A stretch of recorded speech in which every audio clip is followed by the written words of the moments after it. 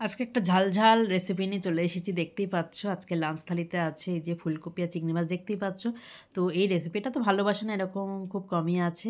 আমি ফুলকপিটা কেটে নিয়েছি, গোটা ফুলকপি একটা, এটা আমি গরম জলে ভাপিয়ে নেব। আর এখন ফুলকপি কিন্তু গরম জলে ভাপিয়ে নেওয়াটাই ভালো, কারণ ছোটো ছোটো পোকা থাকে যেগুলো কিনা একদমই দেখা যায় না, তাই নুন দিয়ে দিয়েছি জলে। আর ফুলকপিটা ভাপিয়ে নেবো, সঙ্গে আলু দিয়েছি অল্প করে, আলুটাও একসাথে একটুখানি ভাপিয়ে নেব। আর দেখো নুন দিয়ে দিচ্ছি আমি। আর নুনটা দিয়ে ভাপালে পারে কী হয়, যদি ফুলকপিতে পোকা থাকে একদম ছোটো ছোটো সাদা সাদা, তাহলে কিন্তু এটা আর থাকবে না। একটা মশলা তৈরি করে নিচ্ছি। আদা দিয়ে দিচ্ছি, কাঁচা লঙ্কা, টমেটো আর একটা ছোটো পেঁয়াজ। মশলাটা খুব মিহি পেস্ট করে নেবো। আর এদিকে ফুলকপিটাও একটুখানি ভাপিয়ে নিচ্ছি, এটা তুলে নিচ্ছি, জলটা ছেঁকে তুলে নিচ্ছি। আর এদিকে আমি কড়াতে তেল দিয়ে দেবো, আর দিয়ে ফুলকপি আলুটা আমি একটু ভেজে নেবো। খুব অল্প তেলে কিন্তু আজকে আমি রান্নাটা করছি, খুব বেশি তেল আমার দরকার নেই, মানে দিচ্ছি না আজকে। একটু নুন দিয়ে দিচ্ছি, হলুদ দিচ্ছি, দিয়ে ফুলকপিটা ভালো করে ভেজে নেবো। মিডিয়াম টু লো ফ্লেমে ভেজে নেবো। খুব সুন্দরভাবে কিন্তু ভাজা হয়ে যায়। সবসময় যে বেশি তেলেই ভাজতে হবে তার কোনো মানে নেই। এরকম অল্প তেলেও কিন্তু ফুলকপি সুন্দর ভাজা হয়, একবার করে দেখো। আমি আজকে অল্প তেলেই কিন্তু রান্নাটা দেখাচ্ছি তোমাদেরকে। ফুলকপি আলু ভাজা হয়ে গেছে, দেখো তুলে নিচ্ছি। এবার এখানে চিংড়ি মাছ আছে, মানে চিংড়ি মাছগুলোকে আমি পরিষ্কার করে ধুয়ে নিয়েছি। আচ্ছা, নুন হলুদ মাখিয়ে নিচ্ছি, দিয়ে কড়াতে তেল গরম হলে আমি এই চিংড়ি মাছগুলো দিয়ে দেবো।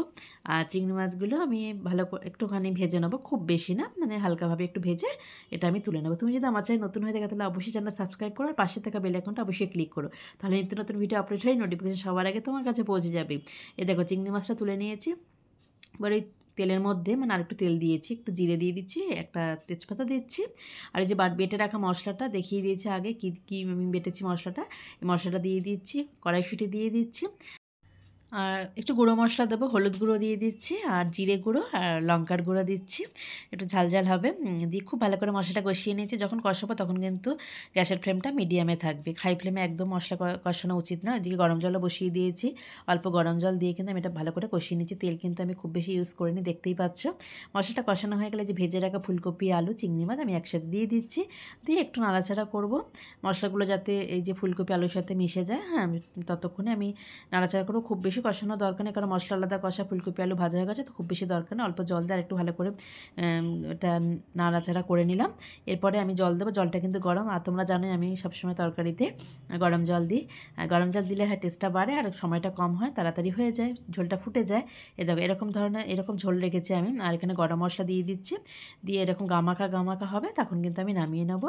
দারুণ টেস্টি একটা রেসিপি। চিংড়ি মাছ তো যে কোনো তরকারিতে দিলেই ভালো লাগে, তবে এরকমভাবে করে দেখো, একদম পুরো অনুষ্ঠান বাড়ির মতনই কিন্তু লাগবে। হ্যাঁ, আর আমি একটা সার্ভ করে দিচ্ছি গরম ভাত দিয়ে, দারুণ লাগবে। আশা করি আজকে রেসিপিটা তোমাদের ভালো লাগলো, অবশ্যই একবার ট্রাই করে দেখো। লাল লাল ঝাল ঝাল আজকে ফুলকপি আলু চিংড়ি মাছ, আর ভাত আছে গরম ভাত। গরম ভাত দিয়ে এরকম তরকারি হলে তার কিছুই লাগবে না। মানে একটা তরকারি যদি খুব ভালো হয় তাহলে কিন্তু এই দিয়ে ভাত খাওয়া হয়ে যাবে। গরম ভাত রেখেছি, আর এই যে এক বাটি তরকারি, ফুলকপি আলুটা কম দিয়েছি, কড়াইশুঁটিতে, দারুণ। আশা করি তোমাদের ভালোই লাগলো। যদি ভালো লাগে তাহলে লাইক কমেন্ট শেয়ার করো। আবার দেখা হবে নতুন কোনো রেসিপির সাথে। আর আমার চ্যানেলে এরকম চিংড়ি মাছের আরও রেসিপি আছে, তোমরা ইচ্ছে হলে দেখে নিতে পারো। তো আজকের মতো টাটা, সবাই খুব ভালো থেকো, সুস্থ থেকো।